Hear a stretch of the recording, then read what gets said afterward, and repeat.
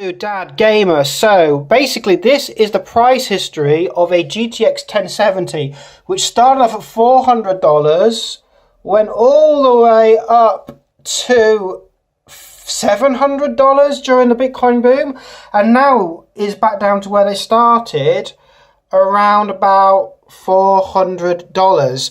But that's still a lot of money. But I found one for about $250, $260 on eBay.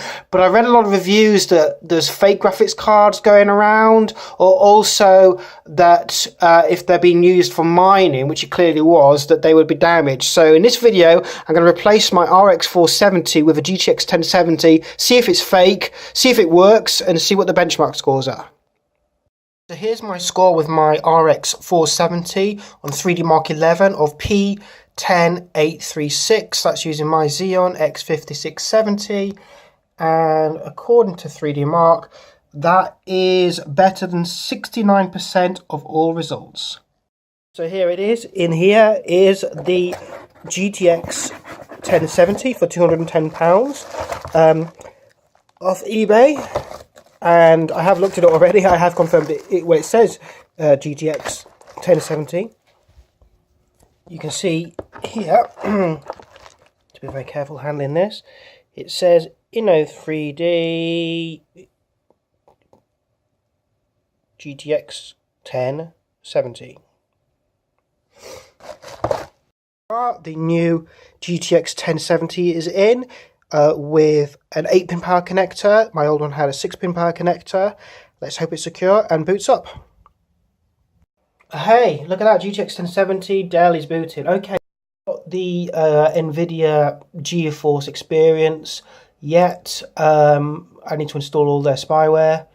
But first, I'm going to run GPU-Z, because I believe they've got a new version which detects fake, so I don't think this is a fake, but just in case, whatever. Yeah, okay. Okay, open that.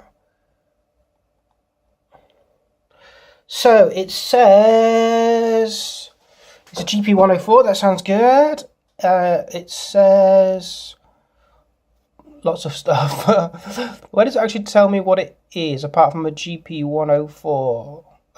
Is it because I haven't got all of the drivers installed? Device ID.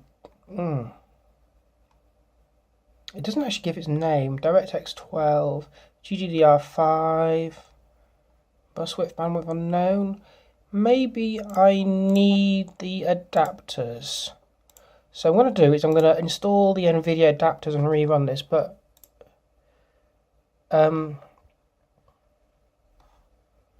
oh, it says it could be a GTX 1070 Founders Edition, BioStar. It says it could be a 1070.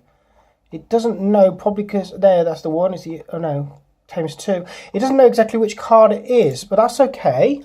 But it and I know we've got a fake watch on GPU-Z, and it hasn't said fake, so that's looking good. So I've reinstalled the Nvidia GeForce experience and rebooted Windows, and now we're going to rerun GPU-Z and see what it says this time. See if it identifies it, and it now says yes. It now says it's an Nvidia GeForce GTX 1070. GP104, and it doesn't say fake anywhere. And yeah, it looks like we've got the bandwidth and the bus width and all the other stuff. Does it not support OpenCL? Oh, probably not, because Nvidia doesn't like open stuff. Sorry that I've lost AMD. What does lookup do then?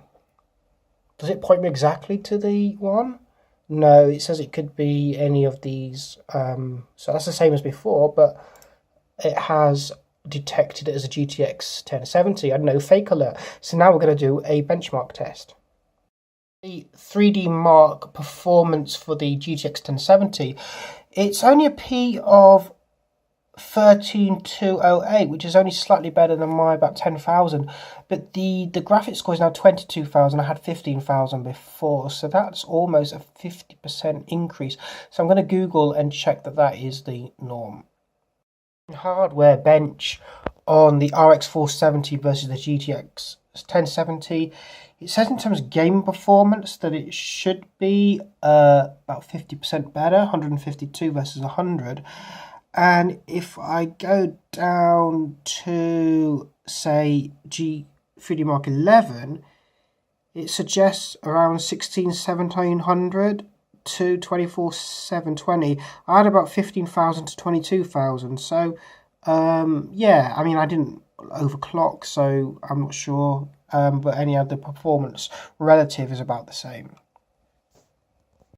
Benchmark on Shadow of Mordor. Previously, I was getting around 65 frames per second on my RX 470 on 1440p with some mixed settings. And here we go, here's the benchmark. Oh, look at that.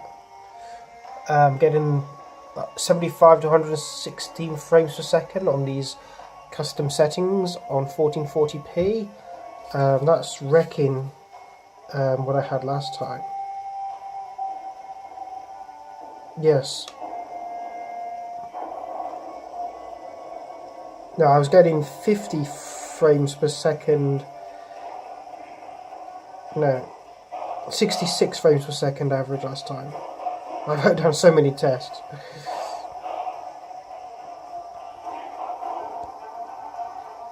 This is looking much better. Is it going to be 50% higher? Average of 100. Yes, 50% higher. Perfect.